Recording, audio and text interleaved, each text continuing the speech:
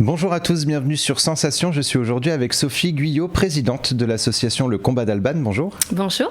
Alors Alban, c'est votre fille, elle est aujourd'hui âgée de 7 ans. Elle est atteinte d'une mutation très rare du gène CDKL5. Qu'est-ce que ce gène et quelles sont les conséquences pour Alban ? Alors effectivement, c'est une mutation d'un gène qui intervient dès les premiers jours de grossesse en fait. Donc ni moi ni mon mari sommes porteurs du gène. Le premier symptôme, c'est l'épilepsie. Alban a 2 semaines de vie, elle a fait sa première crise d'épilepsie. On a filmé et ensuite on a été à l'hôpital et la prise en charge s'est mise en place. Dès sa naissance, donc Alban a vécu avec des complications au niveau de sa santé. Vous l'avez dit, 2 semaines après sa naissance, elle est victime de crise d'épilepsie. Les allers-retours à l'hôpital se sont du coup enchaînés pour comprendre la situation. Quelle a été votre réaction lorsque le diagnostic est tombé ? C'est vrai que quand le neurologue arrive dans la chambre et qu'il nous demande de nous asseoir, déjà on s'apprête à une mauvaise nouvelle. Moi je me suis tout de suite dit, comment on va surmonter la chose ? C'est pas possible, ils se sont trompés, on va refaire d'autres analyses. Et puis ensuite il y a l'acceptation et après on décide de se battre et de faire du mieux possible en fait pour qu'elle puisse évoluer le plus sereinement possible. Alors aujourd'hui même certaines maladies rares ont pas assez d'informations, de documentation. Est-ce que justement à ce moment-là ça a été votre cas ? Est-ce qu'il y a eu pas un sentiment de solitude mais de perte de contrôle face à peut-être parfois un manque d'informations ? Exactement. On se sent comme jeté dans le vide, on se dit on est seul, on ne sait pas comment surmonter la chose. Manque d'informations, tout nous tombe un peu sur la tête en fait. Et pour soigner Alban, donc les traitements sont coûteux. En 2019, vous avez témoigné pour l'Éveil Normand sur la situation. Est-ce qu'aujourd'hui le bilan est positif quant au traitement d'Alban ? Comment est-ce qu'elle a évolué et comment les traitements ont évolué ? Alors effectivement, c'est une maladie pharmacorésistante, ça veut dire que malgré tous les traitements que l'on a testés, rien n'y fait. En fait, Alban fait toujours autant de crises. Du coup, on a décidé effectivement à un moment donné d'aller en Espagne pour mettre le cannabis thérapeutique en place. Ça a été bénéfique pendant, je dirais, 2 bons mois où vraiment métamorphosée. Alban sans crise, elle était plus présente, elle faisait des sourires, etc. Et malheureusement, du coup, elle s'est habituée au traitement et les crises sont revenues. Et pour l'instant, en fait, elle est juste stabilisée, mais elle fait quand même 5-6 crises par jour. Donc c'est un traitement qu'il faut toujours revoir finalement pour éviter notamment que le corps du coup s'habitue à ce traitement. Exactement. Oui. Alors dans votre combat, vous avez décidé de créer une association, le Combat d'Alban. Pourquoi cette association ? Alors au début, on n'était pas du tout pour ça. En fait, le fait de se montrer, d'en parler, etc., c'était un peu difficile.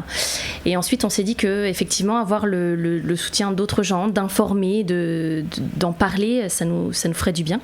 Et effectivement, ça a été vraiment une très bonne initiative puisque aujourd'hui, on a plein de soutien, plein de petits messages sympas. On est vraiment contents. Vous avez pu échanger avec d'autres personnes, d'autres parents justement, qui ont été confrontés à ce gène ? Oui, en fait, on fait partie d'un groupe Facebook en fait où il y a que des familles d'enfants CDKL5. On se réunit d'ailleurs une fois par an à Paris ou ailleurs en France pour discuter, voir avec les médecins, etc. Et ça nous fait énormément de bien de se sentir compris. Quels sont les autres symptômes justement ? On a parlé du coup des crises d'épilepsie qui sont les plus fortes. C'est le seul symptôme ou il y a d'autres complications ? Non, malheureusement il y a plein d'autres choses. Donc Alban, elle ne parle pas, elle ne marche pas, elle ne prend rien avec ses mains, elle ne nous regarde pas droit dans les yeux. Enfin, c'est compliqué. Oui, c'est un handicap très très lourd. Alors vous êtes aussi à la recherche de dons, on peut vous soutenir grâce aux dons. À quoi servent ces dons ? Alors là, on a l'obligation, en fait, entre guillemets, pour pouvoir être plus serein pour sortir, d'acheter un véhicule adapté. Donc c'est une dépense énorme. Donc là, d'ailleurs, on fait appel aux dons. Il y a une cagnotte Litchi en ligne sur le combat d'Alban pour nous aider à financer justement l'aménagement de ce véhicule. On va revenir justement sur le véhicule dans quelques instants. En tant que parent, on ne souhaite jamais que cela arrive à nos enfants ou même à ceux des autres. Pourtant, c'est votre vécu et votre histoire et celle d'Alban. Est-ce qu'il y a également une volonté justement de sensibiliser le public sur ce gène et cette maladie dont souffre votre fille et qui n'est pas connue ? Oui, en fait, se dire que ça n'arrive pas qu'aux autres et qu'on n'est pas à l'abri de maladies comme celle-ci, en fait. Et en parler vraiment, oui, c'est important de faire connaître la maladie. Il y a une dizaine de naissances en France d'enfants CDKL5, donc oui, c'est important. Et on en vient aussi au fait que en parler et justement rencontrer d'autres personnes qui sont confrontées à cette maladie rare, c'est également se sentir moins seul. Exactement, oui. Alors quelles sont vos actions justement de sensibilisation que vous mettez en place ? Alors justement via le compte Facebook en fait, on essaie d'en parler au maximum, de raconter un petit peu le quotidien d'Alban, de raconter comment c'est difficile parce que les gens comprennent pas forcément en fait. Donc voilà, pour l'instant c'est ce qu'on fait. Peut-être qu'on fera d'autres choses plus tard, mais pour l'instant c'est le compte Facebook principalement. Et parmi vos soutiens, donc, il y a celui du FC Cerquigny-Nassandre, un club de foot. Le 18 juin prochain, il y a un match amical qui est organisé en faveur de votre association. Comment cette collaboration a été rendue possible ? Et ben en fait, c'est grâce à Romain Brière, c'est un papa de l'école de Courbépine, qui fait partie du club de foot justement et qui a pris l'initiative de nous aider et de mettre en place cette rencontre le 18 juin. Alors justement, quand est née, parce que elle n'est pas récente, cette association entre le club de foot et votre association, oui. À quel moment est-elle née ? Ben là, en fait, je pense qu'il a appris qu'on devait avoir un véhicule adapté et que l'on cherchait des dons. Et du coup, il a eu l'idée de mettre en place ça de son côté. Il se donne vraiment à fond pour. Donc, on espère que ce sera une belle journée. Alors, quel est le programme justement de cette journée ?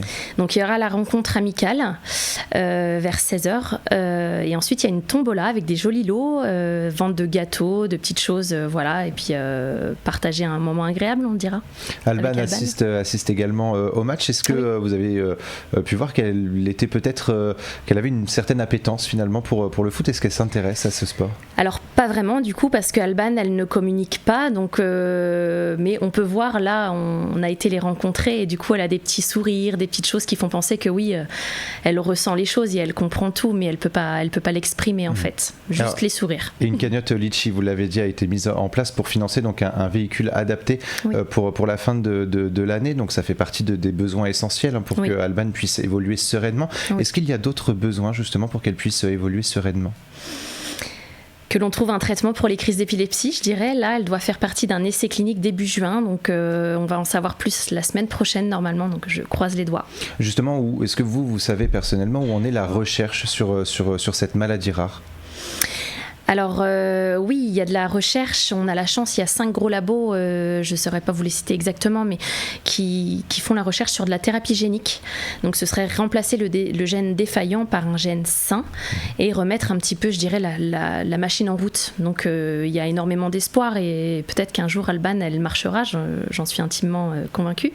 Et sur votre page Facebook, vous partagez, vous l'avez dit aussi, votre quotidien et celui d'Alban, avec parfois des cris d'alerte. Le 1er mars dernier, vous avez indiqué que les crises d'épilepsie d'Alban étaient d'environ 5 par jour. Les traitements sont présents pour calmer les crises, mais vous l'avez dit également, elles ne les suppriment pas totalement. Votre souhait, c'est malgré tout de donner une enfance justement la plus sereine et entre de très grosses guillemets normale à votre fille ? Oui, tout à fait. On essaie de lui faire faire le plus de choses possible avec nos moyens en fait et avec les siens puisque c'est compliqué, mais on veut vraiment la voir avec le sourire au maximum. On n'aime pas la voir faire des crises sans pouvoir rien faire, donc on essaie au maximum de trouver des solutions, de changer des traitements, de lui donner du confort dans sa vie de tous les jours. Oui. Et comment se passe l'apprentissage, justement la scolarité d'Alban ? Comment est-ce que ça s'organise ? Alors pour le moment, Alban, elle est tout le temps à la maison. Elle n'est pas du tout scolarisée et c'est très compliqué justement de trouver un établissement puisqu'elle fait en moyenne, je vous dis, 5-6 crises d'épilepsie tous les jours. Donc c'est compliqué du coup pour les établissements d'accueillir Alban. Et quels sont les autres soutiens sur lesquels vous pouvez compter ? Est-ce qu'il y a seulement du coup le club de foot ou est-ce qu'il y a d'autres soutiens autour ? Alors j'ai mes amis, ma famille, j'ai énormément de soutien, le papa d'Alban évidemment qui est là au quotidien et qui m'aide énormément. Donc on est très soudés et je pense que c'est une force. Et notamment votre sœur avec qui vous avez créé du coup cette association. Pour votre sœur, c'était aussi évident de vous soutenir et de se projeter dans cette association ? Oui, complètement. Ma sœur, je peux compter sur elle jour et nuit et oui, c'est très important. On va se projeter un petit peu dans les prochains mois ou prochaines années. Quels sont vos objectifs au sein de l'association ? Est-ce que c'est notamment de développer aussi cette sensibilisation auprès des parents ? Oui, de parler au maximum de la maladie d'Alban, que les gens connaissent cette maladie qui pour l'instant reste inconnue. Voilà. Et le plus important, c'est que vous, comme Alban et votre famille, vous êtes forts et ça se voit et ça se ressent à travers cette interview. Merci beaucoup, Sophie Guyot, d'avoir été avec nous sur Sensation. Donc, je rappelle que vous êtes la présidente de l'association Le Combat d'Alban. On peut suivre notamment votre actualité sur la page Facebook Le Combat d'Alban, tout simplement. Et pour revoir ou réécouter cette émission, rendez-vous sur notre site et notre application Radio Sensation.